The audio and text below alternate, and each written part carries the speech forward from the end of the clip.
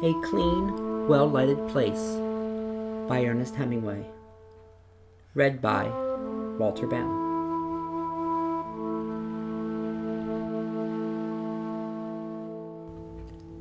It was very late, and everyone had left the cafe except an old man who sat in the shadow the leaves of the tree made against the electric light. In the daytime, the street was dusty, but at night the dew settled the dust, and the old man liked to sit late because he was deaf, and now at night it was quiet and he felt the difference. The two waiters inside the cafe knew that the old man was a little drunk, and while he was a good client, they knew that if he became too drunk, he would leave without paying, so they kept watch on him. "Last week he tried to commit suicide," the one waiter said. "Why?" "He was in despair." "What about?" "Nothing." "How do you know it was about nothing?" "He has plenty of money." They sat together at a table that was close against the wall near the door of the cafe and looked at the terrace where the tables were all empty except where the old man sat in the shadow of the leaves of the tree that moved slightly in the wind. A girl and a soldier went by in the street. The streetlight shone on the brass number on his collar. The girl wore no head covering and hurried beside him. "The guard will pick him up," the one waiter said. "What does it matter if he gets what he's after?" "He'd better get off the street now. The guard will get him. They went by 5 minutes ago." The old man, sitting in the shadow, rapped on his saucer with his glass. The younger waiter went over to him. "What do you want?" The old man looked at him. "Another brandy," he said. "You'll be drunk," the waiter said. The old man looked at him. The waiter went away. "He'll stay all night," he said to his colleague. "I'm sleepy now, and I never get into bed before 3 o'clock. He should have killed himself last week." The waiter took the brandy bottle and another saucer from the counter inside the cafe and marched out to the old man's table. He put down the saucer and poured the glass full of brandy. "You should have killed yourself last week," he said to the deaf man. The old man motioned with his finger. A little more," he said. The waiter poured on until the glass, so the brandy slopped over and ran down the stem into the top saucer of the pile. "Thank you," the old man said. The waiter took the bottle back inside the cafe. He sat down at the table with his colleague again. "He's a drunk now," he said. "He's drunk every night." "Why did he want to kill himself for?" "How should I know? How did he do it?" "He hung himself with a rope." "Who cut him down?" "His niece." "Why did they do it?" "Fear for her soul." "How much money has he got?" "He's got plenty." "He must be 80 years old." "Anyway, I should say he was 80. I wish he would go home. I never get to bed before 3 o'clock. What kind of hour is that to go to bed?" "He stays up because he likes it." "He's lonely." "I'm not lonely. I have a wife waiting in bed for me." "He had a wife once too. A wife who'd do him no good to him now. You can't tell. He might be better with a wife. His niece looks after him. You said she cut him down." "I know. I wouldn't want to be that old. An old man is a nasty thing." "Not always. This old man is clean. He drinks without spilling, even now. Drunk. Look at him." "I don't want to look at him. I wish he would go home. He has no regard for those who must work." The old man looked from his glass across the square, then over at the waiters. "Another brandy?" he said, pointing to his glass. The waiter, who was in a hurry, came over. "Finished," he said, speaking with that omission of syntax stupid people employ when talking to drunken people or to foreigners. "No more tonight. Close now." "Another," said the old man. "No. Finished." The waiter wiped the edge of the table with a towel and shook his head.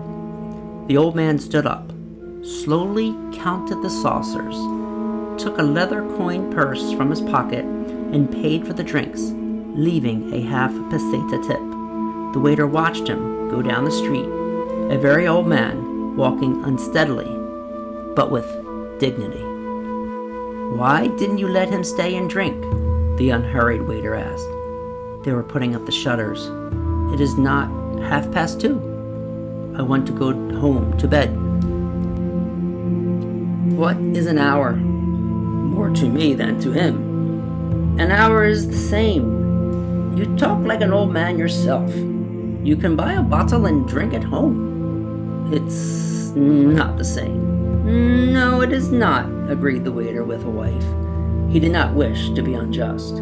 He was only in a hurry. "And you? You have no fear of going home before the usual hour?" "Are you trying to insult me?" "No, hombre, only to make a joke." "No," the waiter, who was in a hurry, said, rising from pulling down the metal shutters. "I have confidence. I am all confidence." "You have youth, confidence, and a job," the older waiter said. "You have everything." "Everything but work." "You have everything I have." "No, I have never had the confidence, and I am not young." "Come on, stop talking nonsense and lock up." "I am one of those who like to stay late at the cafe," the older waiter said. "With all those who do not want to go to bed. With all those who need a light for the night. I want to go home and into bed." "We are of two different kinds," the older waiter said. He was now dressed to go home. "It is not only a question of youth and confidence, although those things are very beautiful. Each night I am reluctant to close up, because there may be someone who needs the cafe. Hombre, there are bodegas open all night long. You do not understand. This is a clean and pleasant cafe.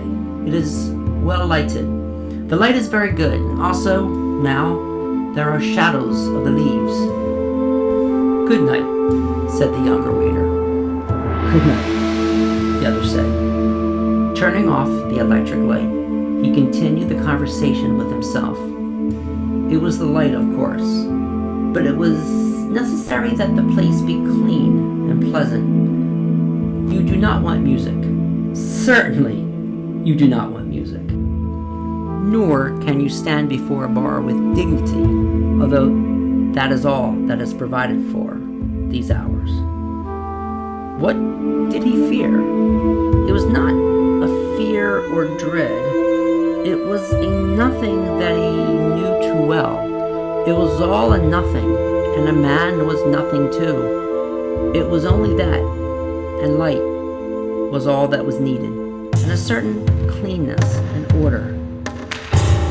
Some lived in it and never felt it, but he knew it was all nada y pues nada, y nada y pues nada, or nada who art in nada.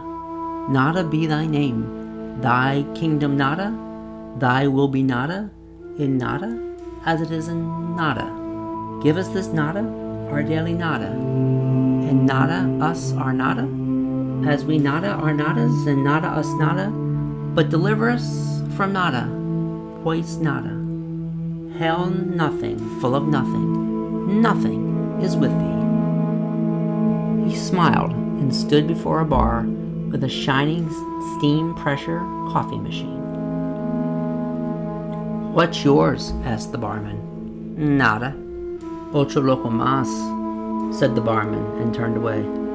"A little cup," said the waiter. The barman poured it for him. "The light is very bright and pleasant, but the bar is unpolished," the waiter said. The barman looked at him, but did not answer. It was too late at night for conversation. "You want another copita?" the barman asked. "No, thank you," said the waiter, and went out. He disliked bars and bodegas. A clean, well-lighted cafe was a very different thing. Now, without thinking further, he would go home to his room. He would lie in the bed, and finally, with daylight, he would go to sleep. After all, he said to himself, it's probably only insomnia. Many must have it.